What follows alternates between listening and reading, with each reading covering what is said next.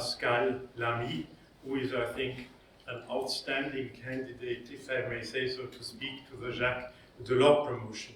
You have had the chance, I'm sure, to look at his CV, and if I move backwards in time in his various positions, amongst other things, he was Director General of the World Trade Organization for 2 terms. He held the very powerful position of Commissioner for Trade of the European Union. He was at one point the Director General of Crédit Lyonnais, and before that, and very importantly for the purposes of today, he was the chef de cabinet of Jacques Delors as President of the European Commission at a crucial time for the European integration process. Pascal LAMY continues to have a multitude of activities that I would find difficult to resume here. I work with him in advisory board for one international body, but I think he does at least 12 or 20 or something like that, and the energy he deploys for this one body, if you multiply that by 12 or 20, you can imagine how busy he is. Amongst other things, again, most importantly for us, he's the Vice President of the Paris Peace Forum, having been its president over a long period of time, and is also the coordinator of the Jacques Delors Institutes in Paris, Berlin, and Brussels. He will obviously place the subject of today's title himself in the overall context of Jacques Delors as a person and as a personality. I can only say that I was a very young diplomat working, amongst other things, in Brussels and studying before that at the College of Europe in Bruges at a time when the overall spirit with regard to the European communities and what then became the European Union was what was called Eurosclerosis, a moment when the European Union and the European Union integration process was at a low ebb and was going through a very critical period. And it was Jacques Delors who, more particularly with the concept of the internal market, gave a new breath of life, a new purpose and new energy to this integration process. And it's no surprise that he's one of the 3 people, the 3 only people in Europe whom the heads of state and government made an honorary citizen of Europe, the 2 others being Jean Monnet, the creator of the whole concept, and Helmut Kohl, because of his historic decision to integrate German reunification in the European process. But Jacques Delors was, in many ways, I think, the strongest and most conceptual president of the European Commission the European Union has known over very long times, and Pascal LAMY was the man at his right side who went through this entire process. And he will speak today about giving an identity to Europe at a moment, at a geopolitical crossroads, and I'm sure that he will place it in the context of his Delors experience. So Pascal, welcome. I think we all wish you a very warm welcome, and it is great to have the chance to hear you today, and afterwards we will have the possibility to discuss. Thank you very much.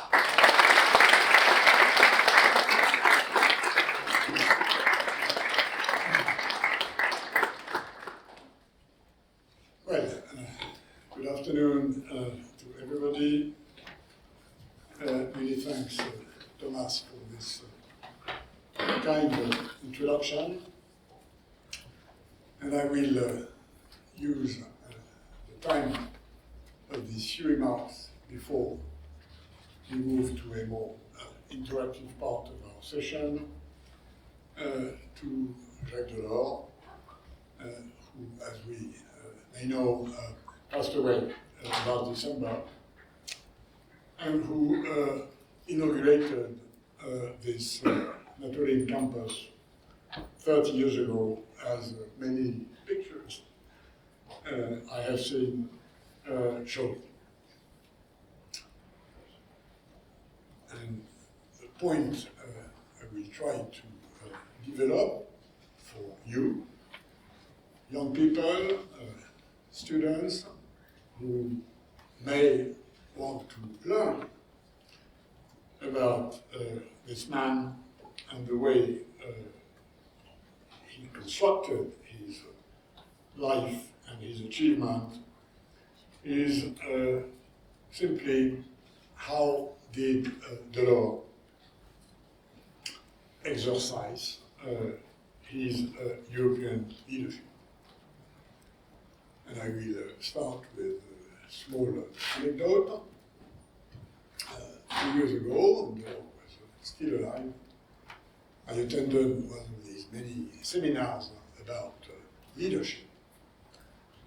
And I was together with Peter Altmaier, who, as some of you may know, for a very long time was the right hand of Angela Merkel, and he was still in government at the time. And we exchanged views about leadership and notably statesmen. And at some stage, Peter Altmaier said that in his view, there were only two outstanding statesmen in the modern era. And the reason why there are only two, he said, is that they are the two that had a vision, deployed it, and delivered it in 10 years. The first one was Bismarck, and the second one was Delors. When I told this anecdote to Delors, I'm not sure he was extremely pleased to be on the same statute as Bismarck, but that was the view of Peter Altmaier, and to some extent it is true that what distinguishes Delors among a number of his peers is retrospectively looking at the history of the European Union, looking at how previous and later other presidents of the Commission delivered. Delors characteristically had a vision of what he wanted to do as president of the Commission, and that was one part of the equation. But the second one was that together with his vision, he had a method.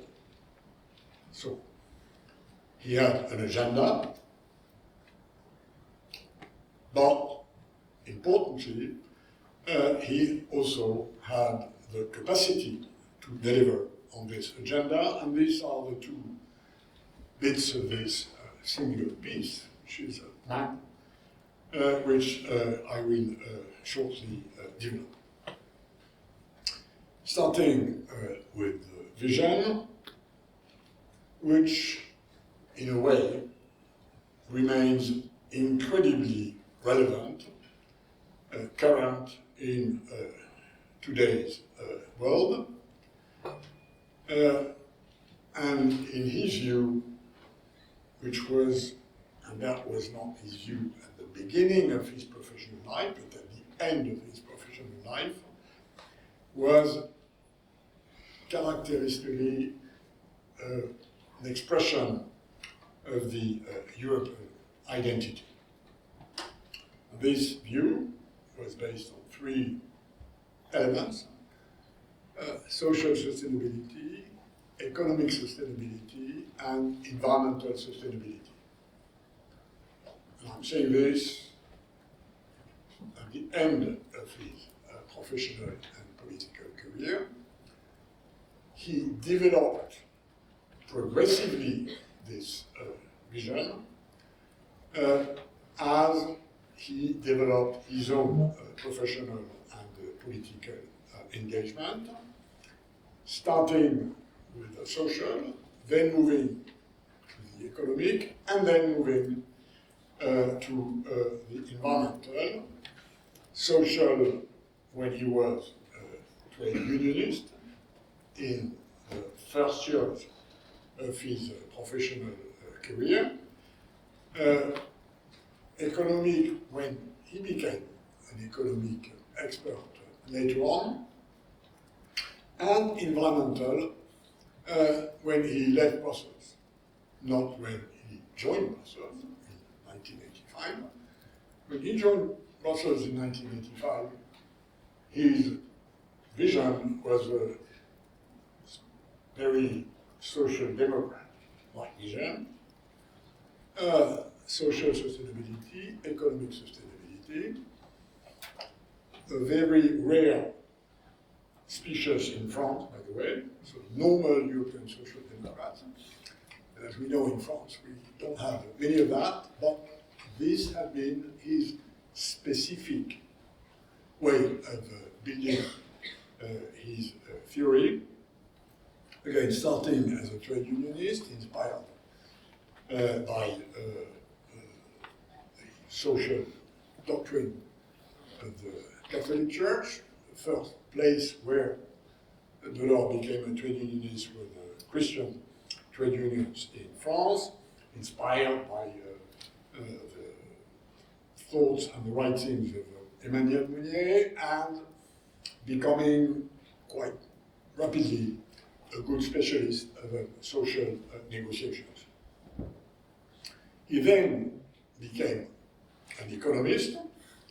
He served in one place in the French system in the 60s and 70s, which is called the Commissariat au Plan, which is a sort of planning body of the government, where they would do quite a lot of economic theory and economic reasoning. He then, which some people have forgotten, was elected in 1979 at the European Parliament, the first democratic election of the European Parliament, and he was then a member of the Socialist Party, but as a Social Democrat, he was not very well ranked, so he did not really think he would be elected. Surprisingly, this time, the French Socialist Party did a good score, and Delors became member of the European Parliament, and very rapidly, the president of the Monetary Committee of the European Parliament, at a time where the European Union had no real substance in monetary affairs, but that was his inclination towards the economic part of what he wanted to do. And then he joined Brussels in 1985. Later on, when he left, sort of 10 years ago, 10 years after that, I was with him, as Thomas Meyerhausen said, during these 10 years, and a few years before when he was Minister of Economy and Finance in France. This is during these 10 years that he progressively forged this conviction that we had to go green, which at the time was not something as widespread as it is now. And the main turning point of this shift in his vision of what should be done for Europe in the future was the Rio conference in 1992, which he attended, and which was the sort of first real major international conference dedicated to environmental issues, and he progressively precised his own view and vision, including in what is his intellectual heritage. And those of you who want to know a bit more can read the White Book, which the Commission, under his leadership, published in 1993, and which, at the end, is a sort of plea, sort of advocacy for what he calls a new model of development, where social, economic, and environmental sustainability will go hand in hand. It's quite easy to recognize that although this was written, conceived, formalized 30 years ago, it remains very much the three pillars of what the European integration is trying to do. Nowadays, as we can see, including in this articulation between legislature that ended with European elections and the one that is now starting for 5 years, this issue of how do you properly combine in something which has a specific European identity, social, economic, environmental sustainability is still one of the major questions today. And this is a specific European combination. And this is where European identity comes in. Other countries, other continents on this planet have an economic sustainability problem or an environmental sustainability problem. Not many have a social sustainability problem. We, in the European Union, on this continent, care a lot, relatively to the rest of the world, about social issues. We are the continent where social systems are the most sophisticated and the most evolved. But we also know that we have to combine this with economic efficiency in order to provide the necessary increase in the economy that allows to entertain our social model, system. But we also know now that we also have to cope with this formidable transformation, which climate change and biodiversity loss impose on us. And as you know, EU is and intends to remain a leader on this planet, on this issue. So, this just to say that Delors' vision remains extremely current, extremely actual, and the sort of trade-offs which he had in mind, and which, in a way, he practiced along the way of his leadership in the European Commission remain there. Of course, having a vision and agenda is great, better have a proper one than that one, but at the end of the day, as we probably all know, what really matters is your impact. Whether if you have ideas, and Delors had ideas, he was an idealist, his approach to politics was idealistic, but he also believed that what matters is not just policies, but politics as the art of getting things done in the public domain. And this is where the other face of Delors, the face of an actor, a sort of engineer of his own agenda, comes in with what I think are the three main elements of how he behaved in action, which I would say are one, listening, two, sequencing, and third, communicating. There is a sort of kitchen secret in why Delors succeeded in getting done what he intended to get done in such a short period. It has to do with this mix. Listening. Delors was a guy who always wanted to go around the market of ideas, thoughts, positions, views, beliefs. And that's, for instance, what he did, and I did it with him when he was nominated as president of the Commission in the Fontainebleau European Council in mid-1984.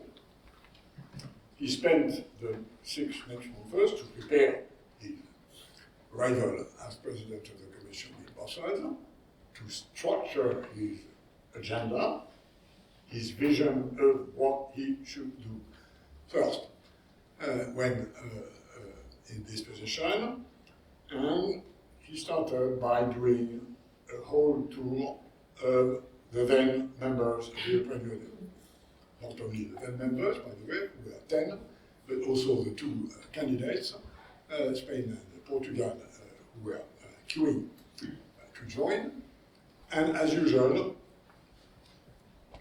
he worked very hard, drafted a list of 6, 7, 8 options of how EU could be re-energized, ending Eurosclerosis, which Thomas mentioned, and there were a series of possibilities, currency, culture, defense, customs.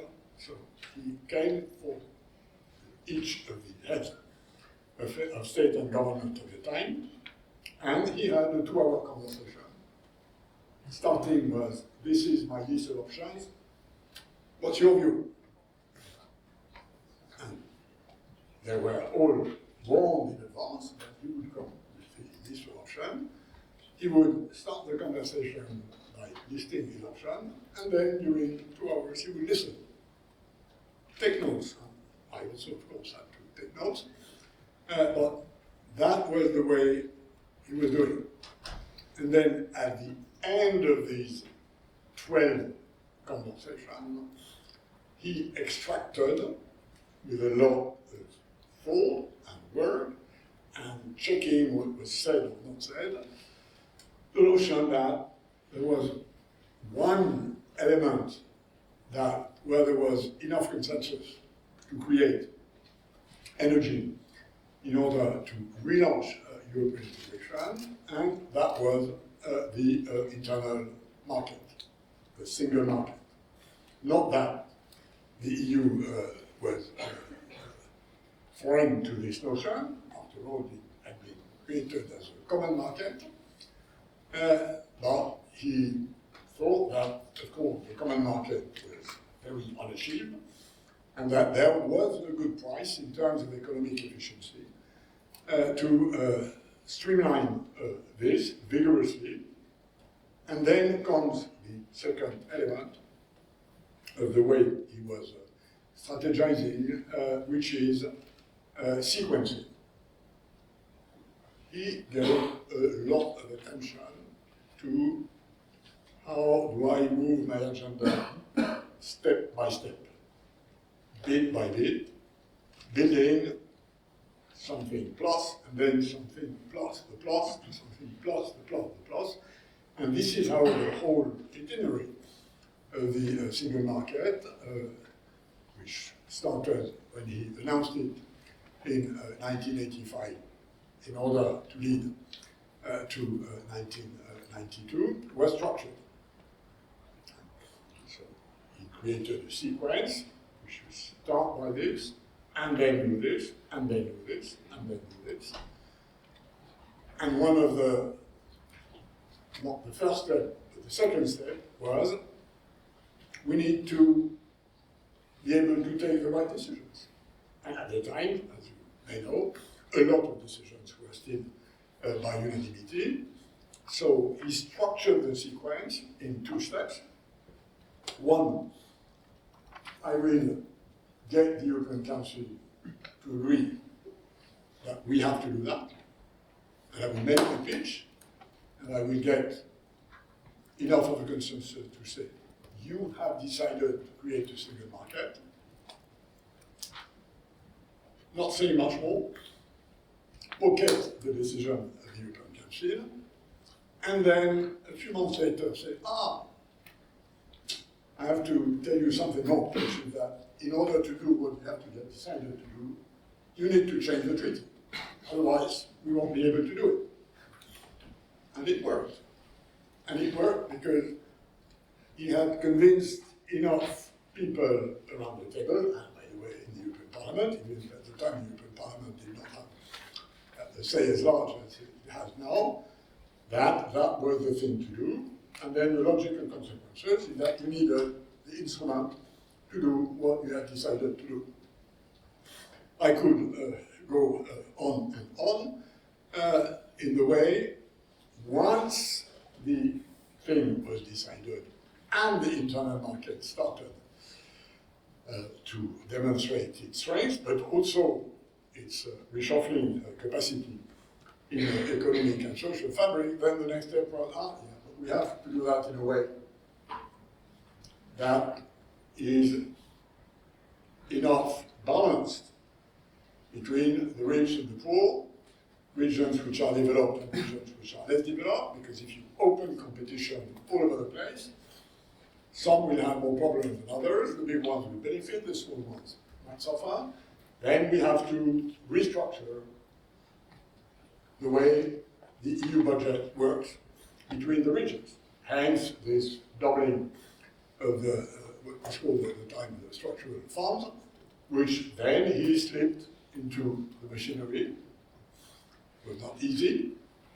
He had to spend a lot of time convincing Helmut Kohl for Germany and to put money on the table.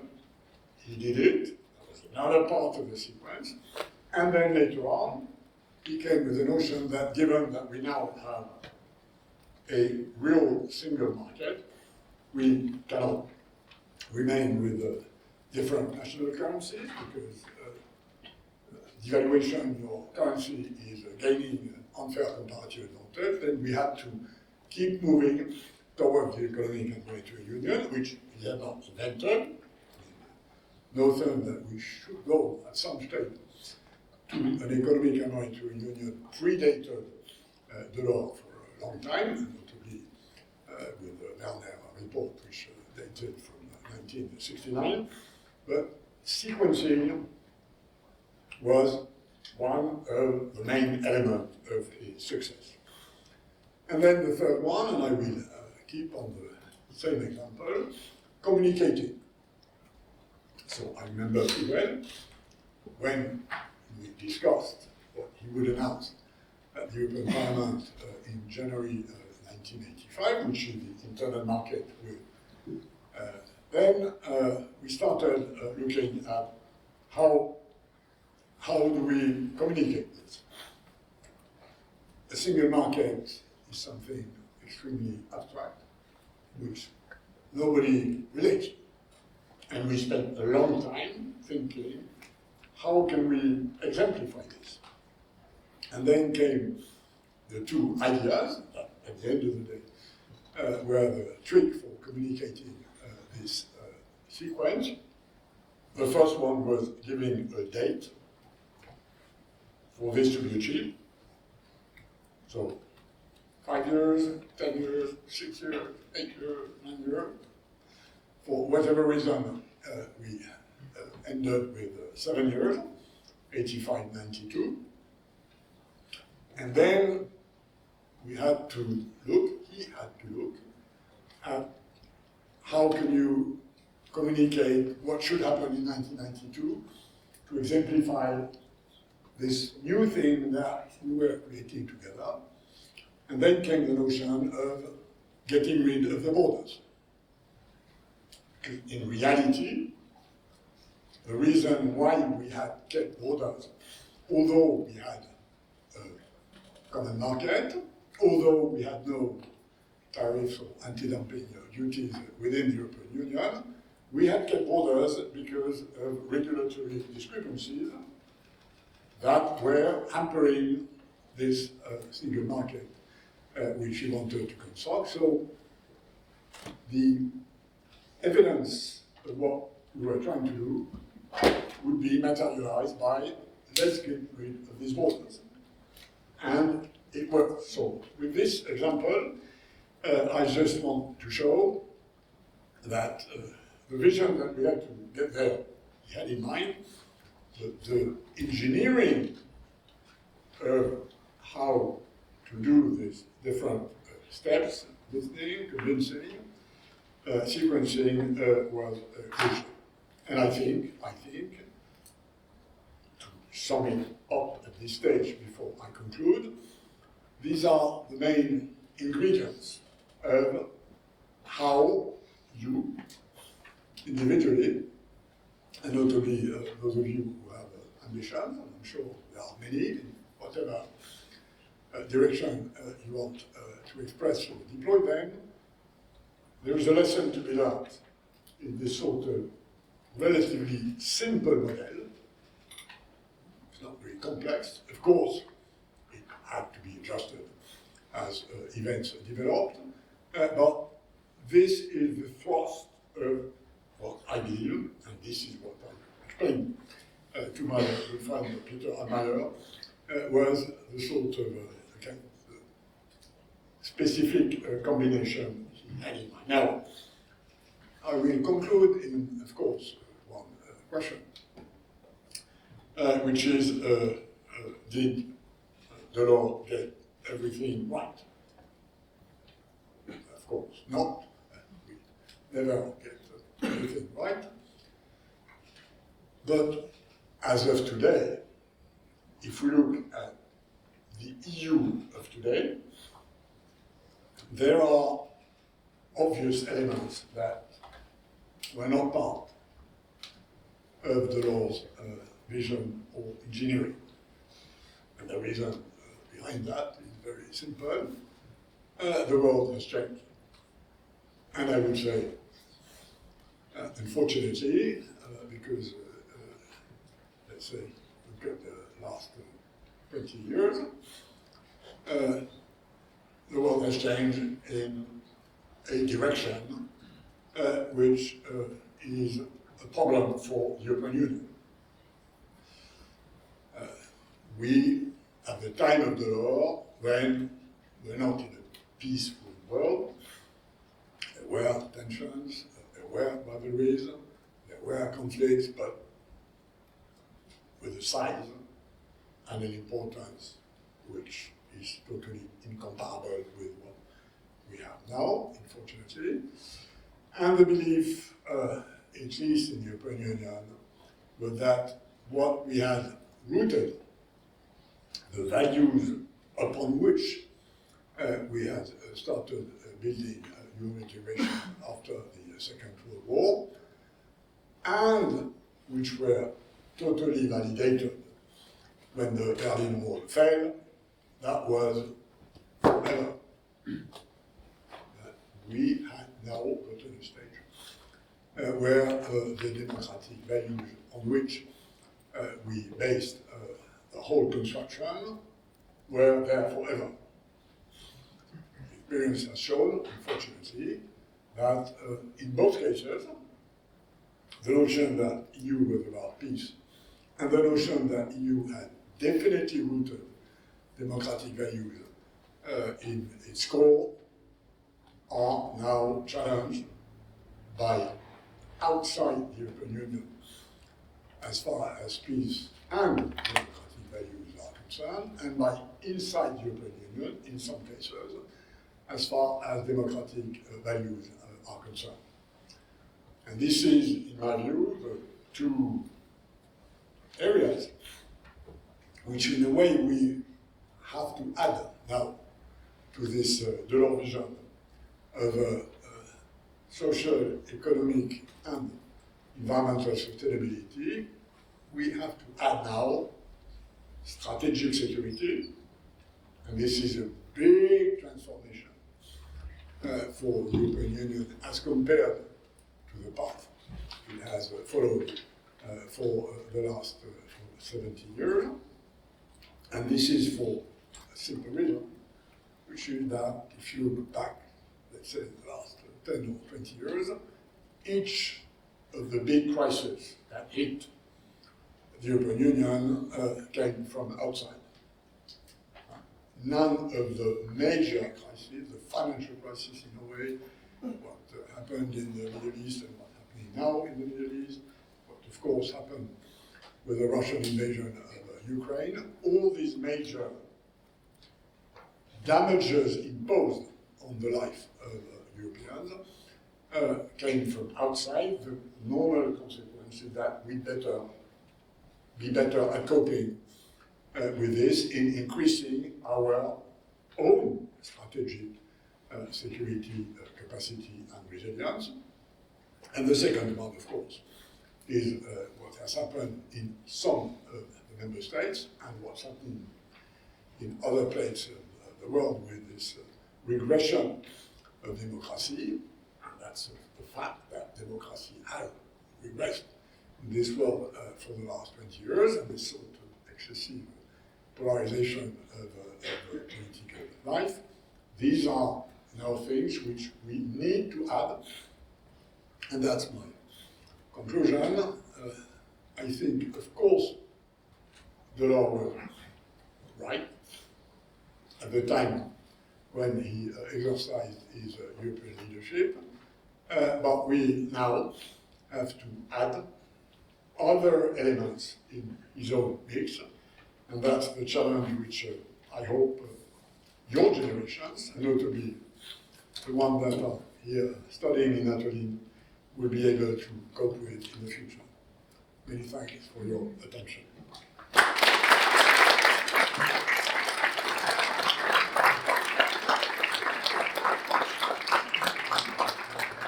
Pascal, you spoke about sequencing.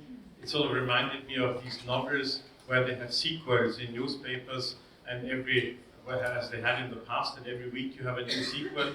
And like a good author, you have stopped at the most exciting point so that we can now continue to go in depth. I mean, for me, this was very interesting, like the ambassadors are here with us today, the diplomats were here today. For me, he was sort of part of my life experience. But you have heard the story of what for you is nonetheless a personal history, a social democrat, a trade union leader who discovered that the market was the way to develop the European Union, and who discovered that in fact the internal market was a means of power, and who had this wonderful method that you described of telling the governments, you've taken decision A, and now you have to take decision B, C, and D, etc.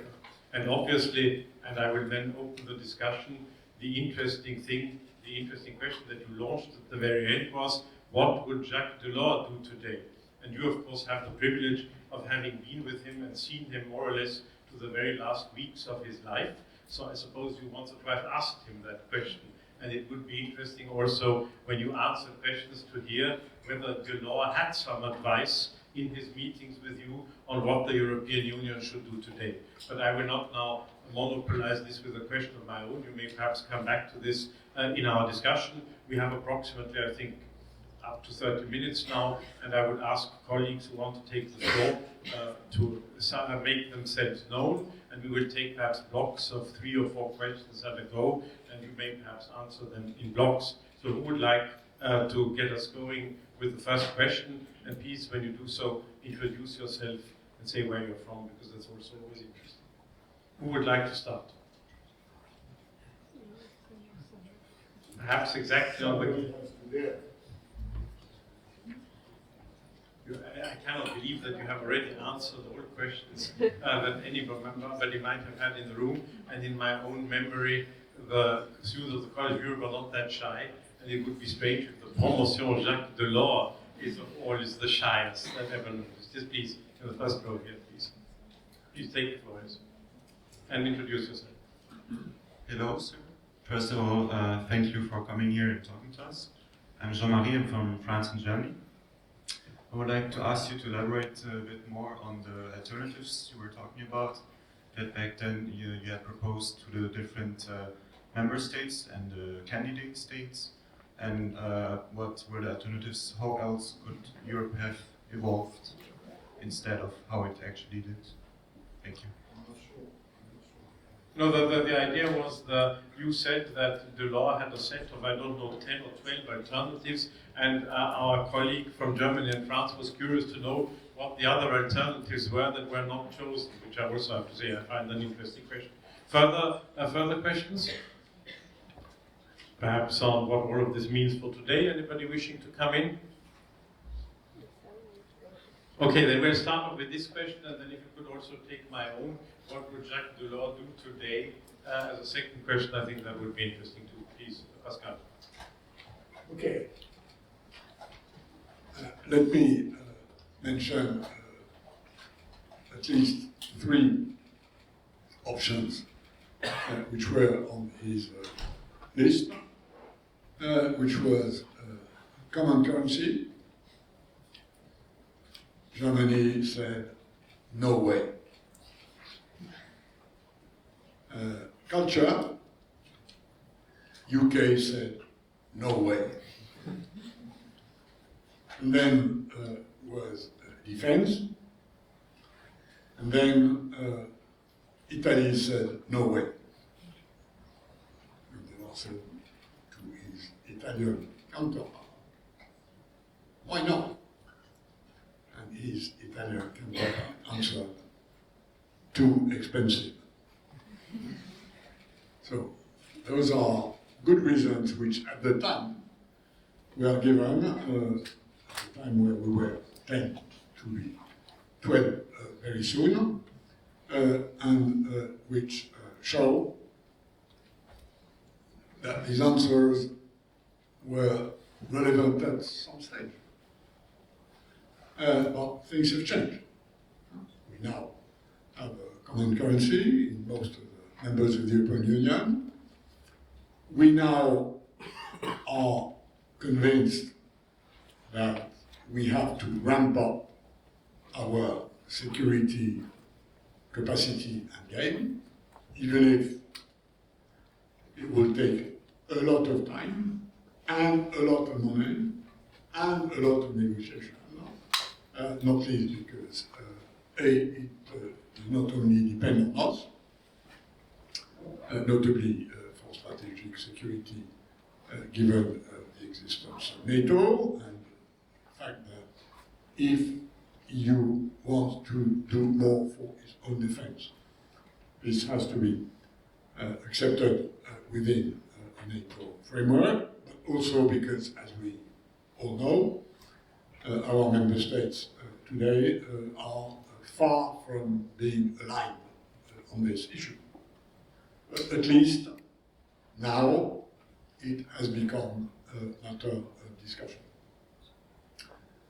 Culture, in a way, is still outside the street lamp of the EU operation and institutions for a simple reason, which is that something which is much more local, regional or national, and also the fact that it has to do with the feeling of belonging, not just culture in the French sense, but culture in the German sense. There is a difference in what it means in France, where basically it means arts and literature and education, whereas culture in the German sense means more sort of civilization, identity, something we really have in common, not just the arts and the distractions.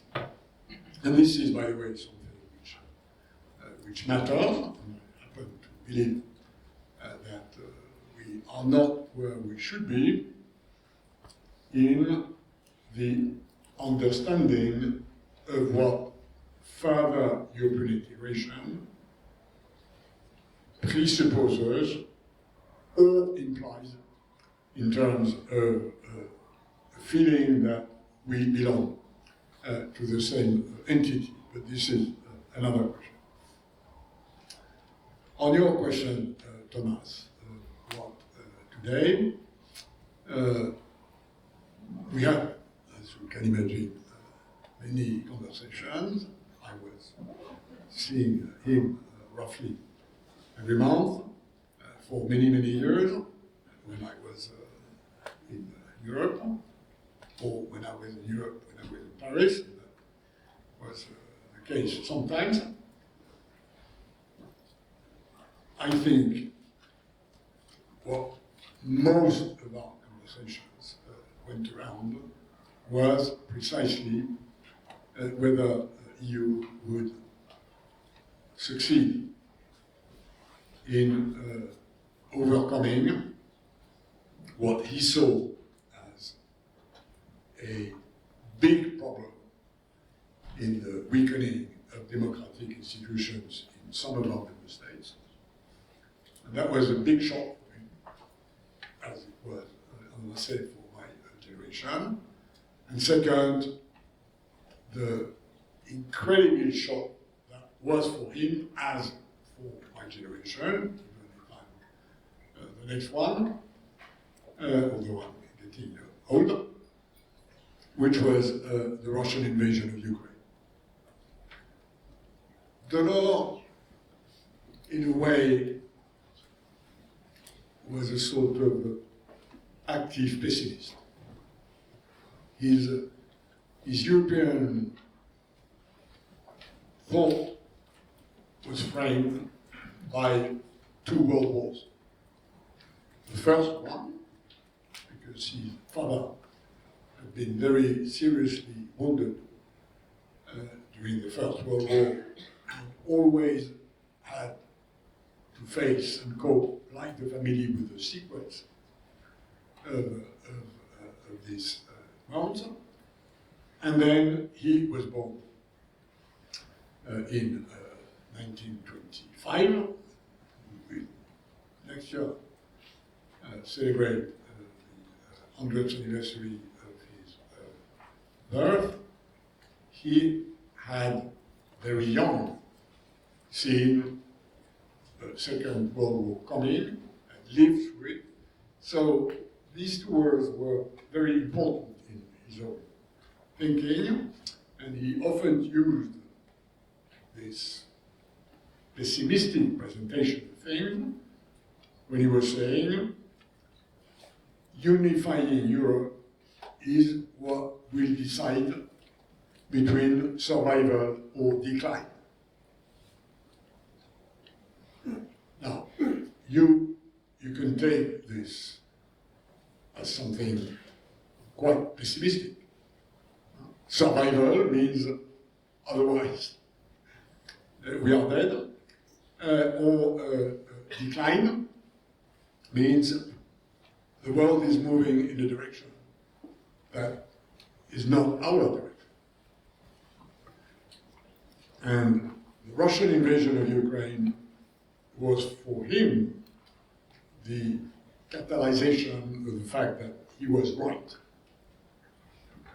That what's happening there with Europeans being killed by thousands next door, probably more next door here in Poland than it is the more western part of Europe where I come from, is an existential issue.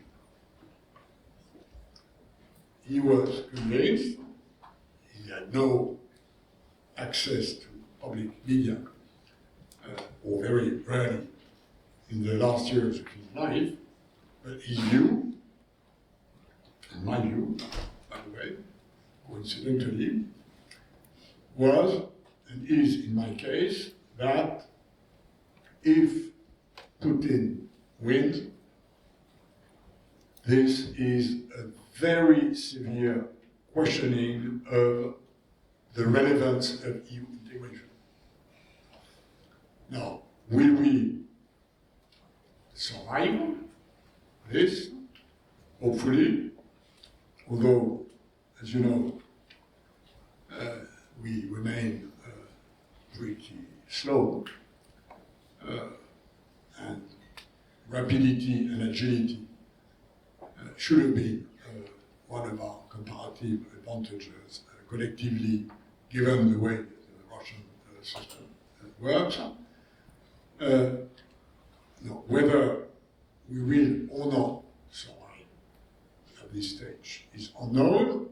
The question being whether the Ukrainians will survive, because at the end of the day, it's their lives which disappear again by thousands. And if we don't overcome together in helping them surviving, I think Delors will have been right that it means a decline. After all, the most common justification, rational, we can present for European unity, I leave aside the emotional part, which in my view is still pretty weak. Unfortunately, I repeat, probably have not done enough in this field. The main reasoning is that in uniting Europe, we become stronger. But if we are not strong enough to help the Ukrainians not winning this war, this reasoning will be pretty dented. So, I mean, I don't want to use too, dramatic words, but this is the answer to your question.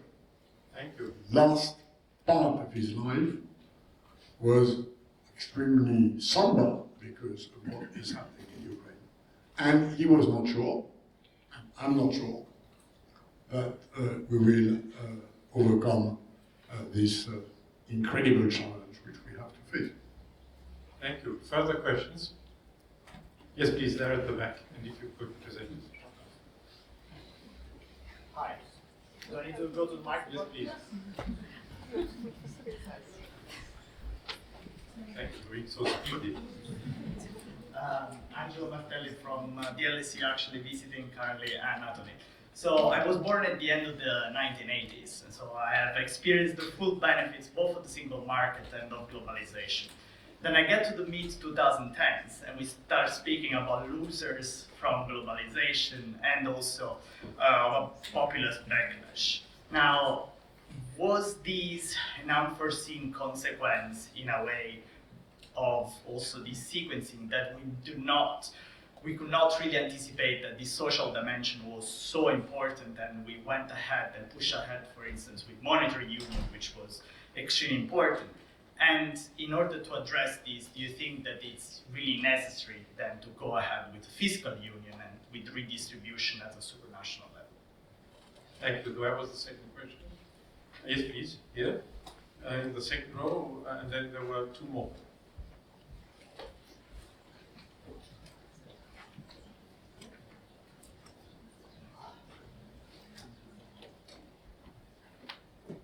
Thank you so much for the presentation. It was very comprehensive. My name is Dana Muhammad. I'm from Egypt.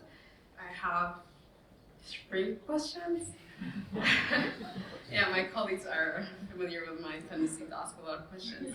So my first question is with regards to what you had mentioned about how number of the European parliaments was not that much. So I was wondering if there have been more countries within the European community at the time. Would the division of the law, would it have been materialized or not? So that was one question. Second question, when it comes to if there's any additions to the trifecta that you had mentioned about listening, sequencing, as well as communicating, that had helped the Lord push his agenda. And the third one, maybe related to the second question, is with regards to his support system in a sense, because he could not have done it without alone. So I was wondering how he, as an idealist, he was able to convince his inner circle to help support him when it comes to having his vision turn into reality. Thank you very much. So how did he support you to help you? There was a question there at the, I see so question at the back, I think. Yes, please, lady in the middle there.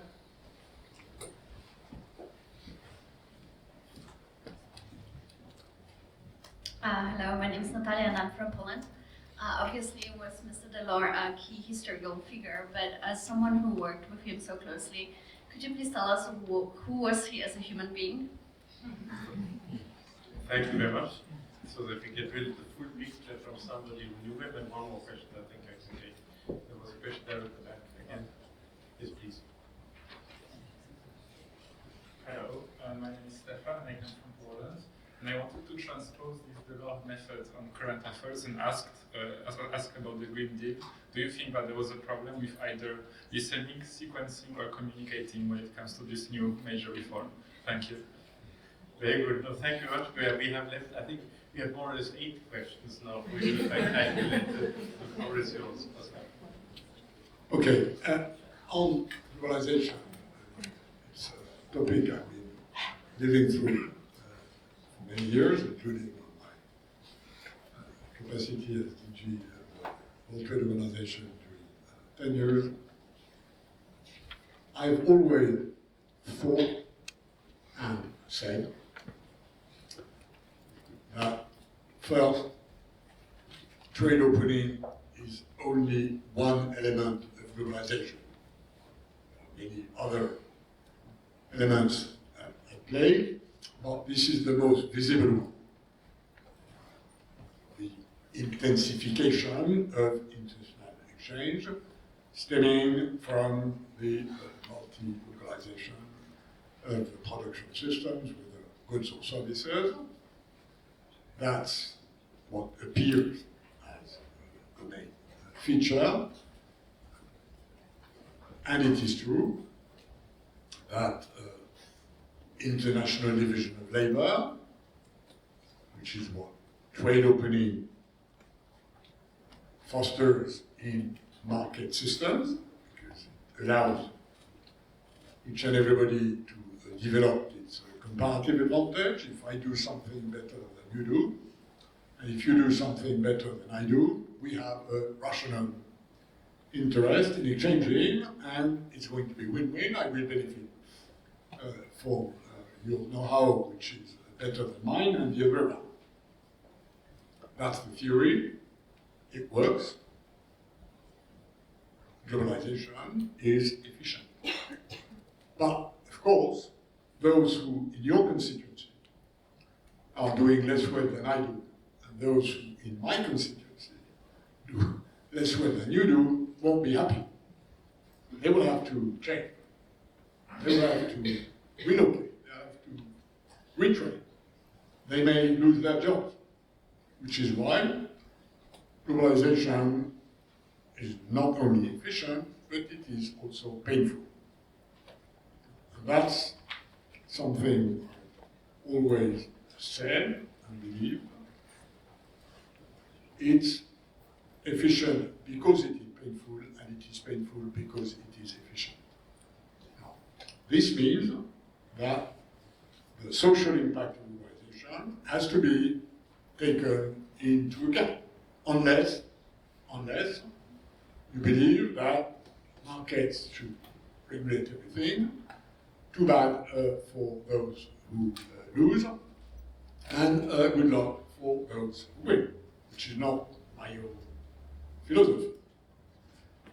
So, then if you admit this short reasoning and you look at the planet, reactions to globalization have been very different. First, you have 2/3 of this planet today has zero problem with globalization, because they believe they will benefit from that in the future if they develop their comparative advantage, and many of them have been. Then, if you look at the remaining third, you've got roughly two categories. The ones, like the US, who have a very weak social system, and the ones, like Europe, who have a relatively thick social system. Far from being perfect, but if you look at the social component of the reaction to globalization, it is strong in the US, and it is weak in Europe, because we have a rather thin buffer. So, for us, Europe, it's not so much the social side of globalization, which again is, let's say, reasonably buffered by our social systems. What comes into play in our case, as it does, by the way, in the US, is the question of identity.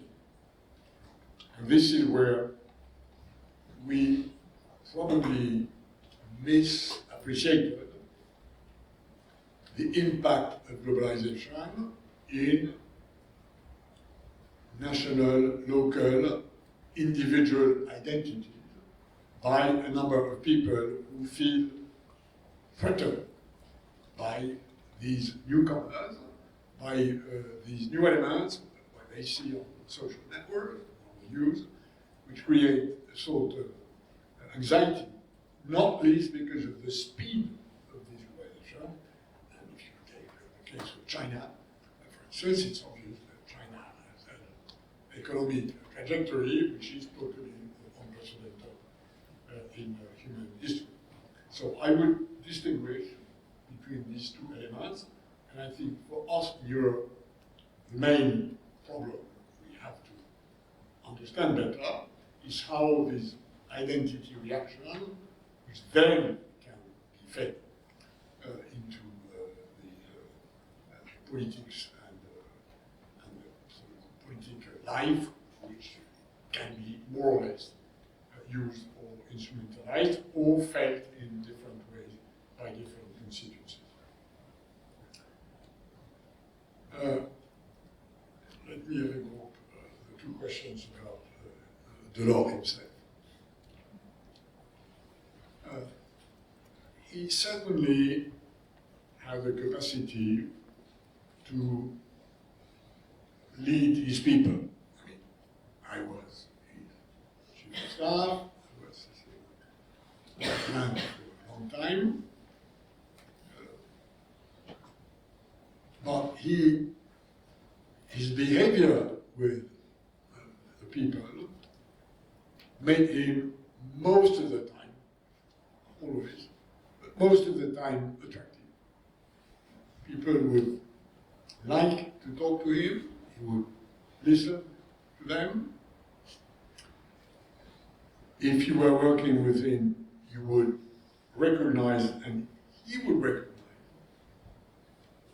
what you were adding to his own intellectual and work machinery. So most of the time, Delors was somebody who rewarded in attention and in human relation. He was a rather simple man. He came from a rather modest family. He was a rather simple man, but he would reward his entourage with attention. He would really care about people. Now, sometimes he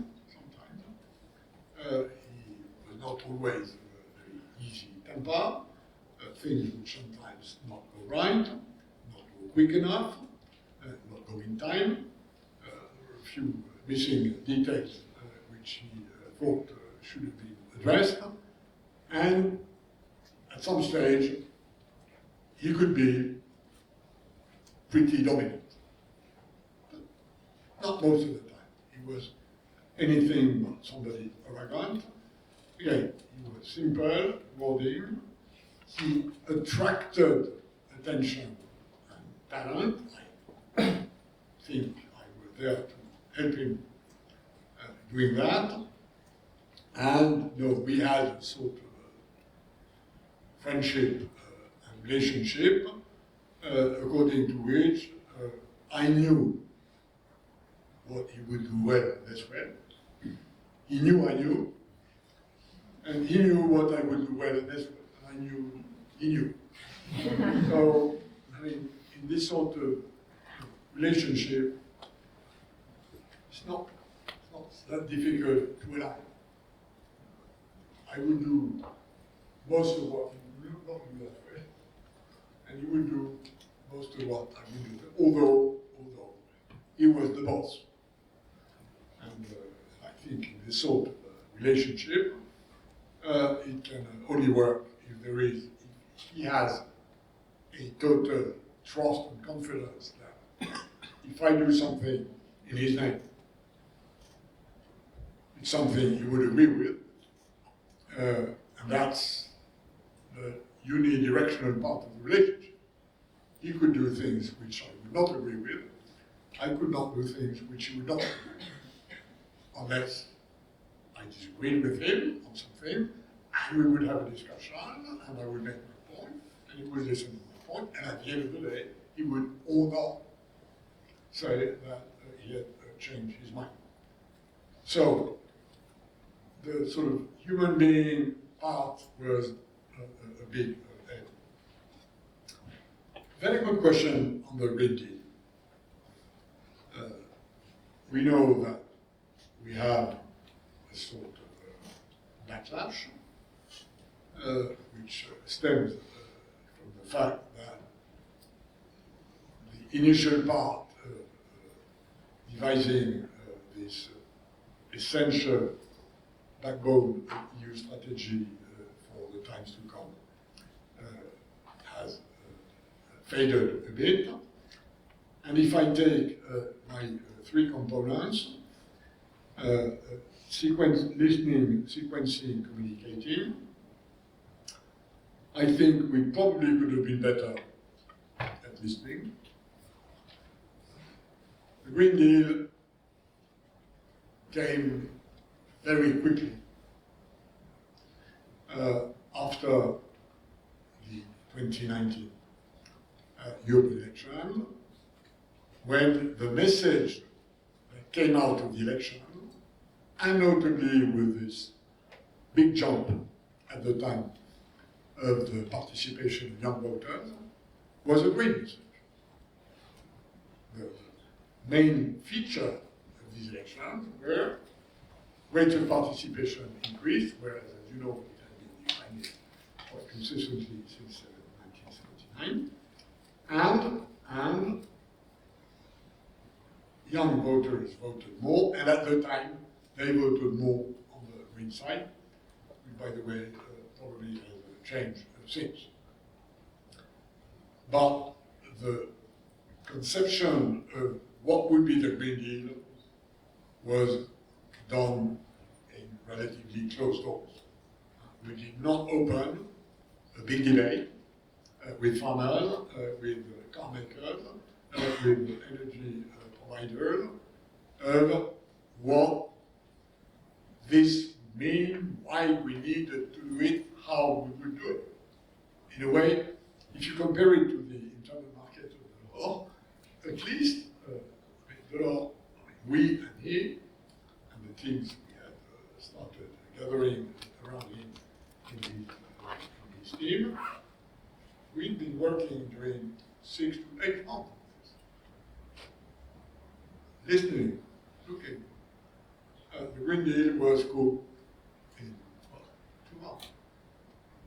So there is something there which we probably have done better. Sequencing has been reasonably well done. And I think communicating was also relatively well done. I think this is one of the talents of Ursula von der Leyen, who's a very good spokesperson for the European Union. Now, this being said, there are also elements which, let's say, Delors probably would have taken on board, which were not taken on board, like the agricultural system. In the first mandate, as Ursula von der Leyen at the helm of the Commission, the agri-food EU system has been largely left aside. The Green Deal, because after sort of farm to fork, incredibly quickly put together with, on the back of an envelope, nothing really happened, and it ended with farmers in the streets were unhappy about what in reality had not been done. So we did very little, and we made them unhappy, which in politics is a bit of a problem. If you do things and people are unhappy, understandable, but if you do not do things and yet they are unhappy, then you start having a problem. So I'm qualifying this because for political reasons, this part, which is for a small part of the population overall, but with a lot of political drumming and resonance, is something that probably would have been better addressed if the end of the listening, if we had taken a bit more time to do that. Well, thank you very much. I know that there were still some questions in the room, and I know that we could continue for some time. I have to say, as again I already said, for me this was an interesting experience, a fascinating experience. Even when I studied at the College of Europe many years ago, I had a patron who was a completely unknown Austrian president, and the only people who knew him were the Austrian students, And when he was presented in the opening session, we had the comparative advantage that we knew in which year he died, so we could predict how long the speech presenting the patron would still last. But that was the only advantage you have. And I'm a little jealous, I have to say, that you have such a grand patron, one of the great architects of Europe, and I think it is great for you that you had somebody who would speak about him, not only about his vision, but also about him as a person. So thank you very much, Pascal, for a very interesting afternoon.